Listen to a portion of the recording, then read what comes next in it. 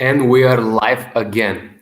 Hello everybody, this is another video in my channel. My channel is all about this miracle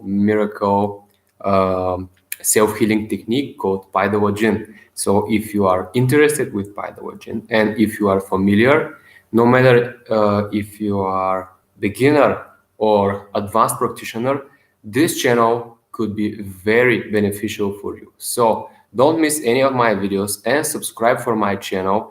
The good thing is that we are only at the beginning. So we are just starting with making this amazing content. I will appreciate your help if you support me with one like, and also if you buy something from my shop, I put a link from my website. You can buy those kinds of slappers, and also you can buy the ebook Self-Healing with PaidaLajin. For now, it's only for European links, but soon I will understand how to put the US links to buy. Oh, okay. Big question to discuss today. It is the PaidaLajin mindset. I think this is the key fundamental of PaidaLajin, because PaidaLajin is amazing for the people who practice it, but it is extremely weird for the people who do not practice it. It is so weird for the non-practitioners' eyes that it looks like a pure madness for them, and it's in total wrong way for the people who do not love PaidaLajin, who do not want to practice it, and they think the opposite, that this thing is not healing technique. This thing could make actually the health even worse. So they are so afraid of PaidaLajin. Why is this? This is not because of any other reason, but because of the people's mindset. And I think that there are some requirements before starting PaidaLajin. If you don't have these kind of quantities, you cannot start with PaidaLajin. And this is important also if you want to explain somebody who has some kind of chronic disease, for example. He's a good friend of yours and you want to help him because you know that PaidaLajin will help him a lot. So you want to share. But if this guy does not have the needed mindset for practicing PaidaLajin, you are totally wasting your time of trying to put someone into the PaidaLajin field. So, little coffee nation, and begin with those qualities. The first thing of that you need if you want to practice PaidaLajin is that you give a try, no matter how it looks like. So if you are the type of guy, type of girl that you see, you heard about something, you heard about some healing technique, and you have some kind of disease, you want to heal this disease. So if you are that type of guy who say, let's give it a try, before starting to judging, probably PaidaLajin is amazing for you and you'll be one really happy person. Because if you give a try to PaidaLajin, you will understand the true effect behind this amazing practice. Another thing that people should have is like trust in traditions, because there's many people out there who believe only if something is new, like new knowledge. But if you're that type of person that really trusts in traditions, you are probably the perfect person for PaidaLajin, because I think in me the trust in traditions is that thing that led me to PaidaLajin. And in my hardest times of practice, those kind of trust kept me in the practice, kept me in the field of PaidaLajin, and that's why I'm at the position I am today.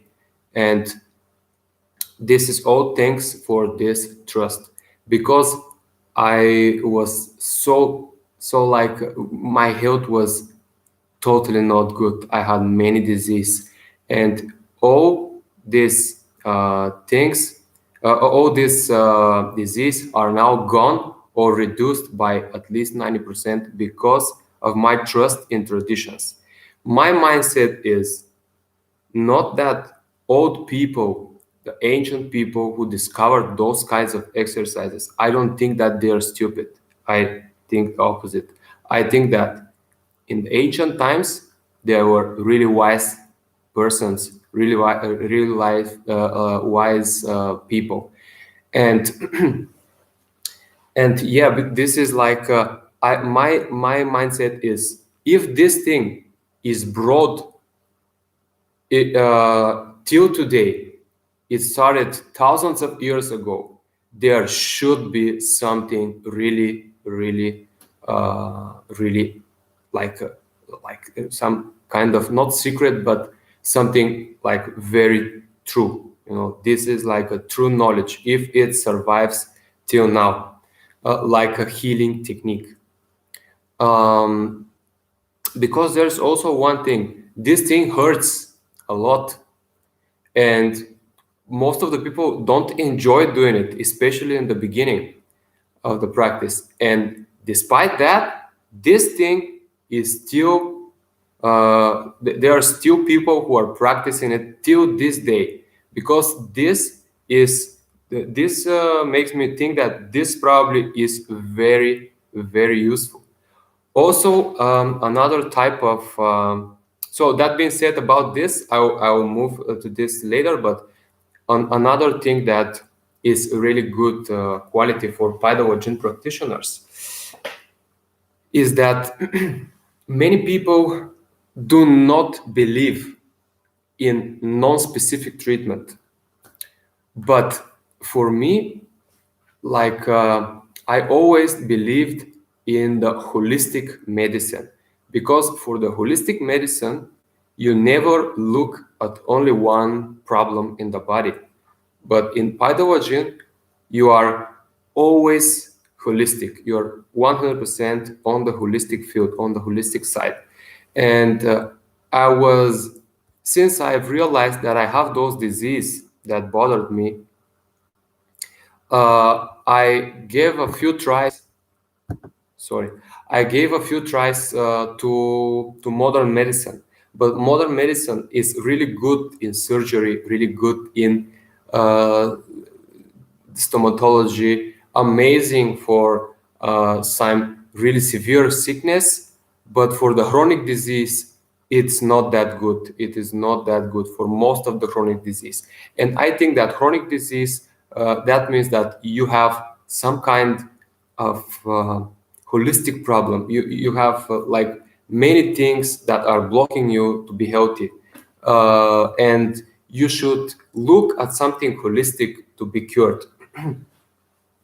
And yeah, this is another thing, that you should be a believer in holistic medicine. So right now, what are the quantities? Not judging a lot, being a believer. So these are super and believer in traditions. So these are the basics mindsets of PaidaLajin. And the last one that I think you cannot have it from the beginning, but if you don't have it somewhere in your mind, sooner or later you start to see problems in PaidaLajin. But if you have this thing, This will make you great practitioner. And this thing is focusing on the biggest problems. I think that this is the most amazing thing. I think that facing, I can say it in other words, facing directly the problems in your body. You should search for that. You should search for that in your whole life, entire life, and all the fields of your life. And PaidaLajin is exactly the same practice, because, for example, if you slap here, you don't have big pain. If you slap here, you don't have big pain. If you slap here, you don't have. But if you slap here, you should feel that you don't want to touch this area. This only examples. So this is the most blocked area, and I should slap here a lot. I should do my best to unblock this area. I think this is the best thing in PaidaLajin, because you can face directly your problems, and this is something that you can't find literally anywhere in the field of exercises. This kind of exercise that are that have healing effect. For example, with yoga, you very often avoid that thing, because I have 9 years of experience in yoga, in Kundalini yoga. I'm also a certified yoga instructor, and I work as a yoga instructor twice a week. Once a week, I work like a PaidaLajin instructor in one yoga studio. It's very good. But in yoga, you always search for the comfort, and it is very often you can hear that the yoga instructor says, if it hurts a lot, stop doing it. If you feel pain, stop and don't go more. But in the same time, this yoga instructor, he is right, because yoga postures could be very dangerous if you don't stop when the pain is there. But in PaidaLajin, you should trust the proportions, for example, of Lajin on reclining position. If you trust these proportions, like me, I think that in these proportions of the body, of this stretching, could not be wrong. If somewhere I have pain, this is not something like a overstretching. This is pain, this is blockage, and this is disease. And I should lay on the bench no matter how much it hurts. This is probably actually unblocking. It is not damaging. So this is also like super precious thing, because you know that if you feel pain, it actually is great indicator. So you have so basic thing that you are always searching for the pain and trying to reduce it by your practice. So you're always facing the problems. Where you have pain, you have problem there, and you can face it safely, because PaidaLajin may look cruel, may look damaging, but actually it is very gentle to tissues. For example, if you feel pain in some kind of yoga posture, the risk of doing something bad to your body is amazingly big, because you are the proportions of the yoga stretches needs to be done in a very scientific way, because if you overstretch in one posture that you are not ready for, you can cause a lot of damages. But Lajin, it's good.